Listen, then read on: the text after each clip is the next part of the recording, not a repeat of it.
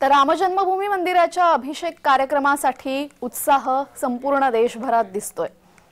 याच कार्यक्रमासाठी अशोक वाटिका श्रीलंका इथून श्रीराम मंदिर इथं अयोध्येकरता निघालेल्या पादुका यात्रेचं नगर जिल्ह्यातील श्रीरामपूर इथं भव्य स्वागत करण्यात आलं।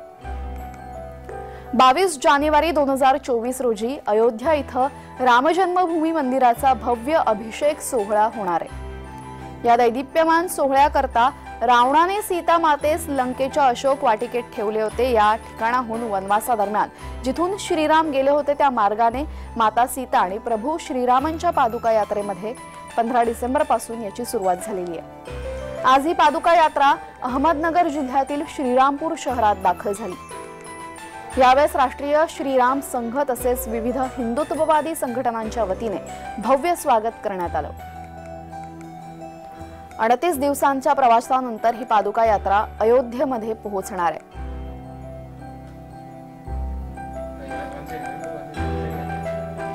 श्रीलंकेहून अयोध्येला पादुका यात्रा निघालेली आहे।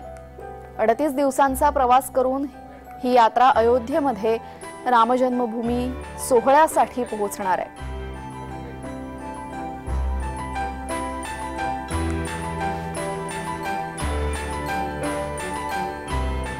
15 डिसेंबरला श्रीलंकेच्या अशोक वाटिकामधून ही पादुका निघाल्या आणि 22 जानेवारीला अयोध्येमध्ये जाणार आहे। प्रभू रामचंद्रजी ज्या मार्गाने गेले होते वनवासामध्ये त्या मार्गाने या पादुका चाललेल्या आणि श्रीरामपूरला पण प्रभू आले होते असा इतिहास आहे। त्यामुळे मग या मार्गाने येण्याचा आम्ही निर्णय घेतला आणि एकूण 8 राज्यातून 10,000 किलोमीटरची 45 दिवसाची ही यात्रा आज श्रीरामपूरमध्ये आहे।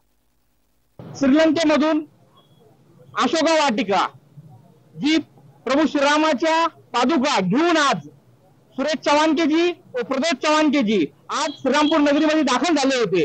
आज त्यांचा राष्ट्रीय श्रीराम संघाकडून व बाकी हिंदुत्ववादी संघटनाकडून स्वागत करण्यात आला। आता पुढचा प्रवास त्यांचा इथून सुरू झाला। त्याच्यासोबत पण आमचे राष्ट्रीय श्रीराम संघाचे कार्यकर्ता जोडले जाणार आहेत।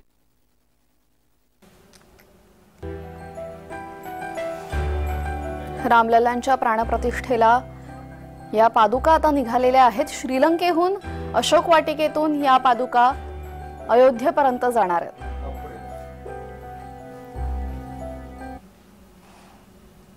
यासह जय विशेष मध्ये वेळ झालेली आहे। इथेच थांबण्याची सर्व प्रेक्षकांना जय महाराष्ट्र।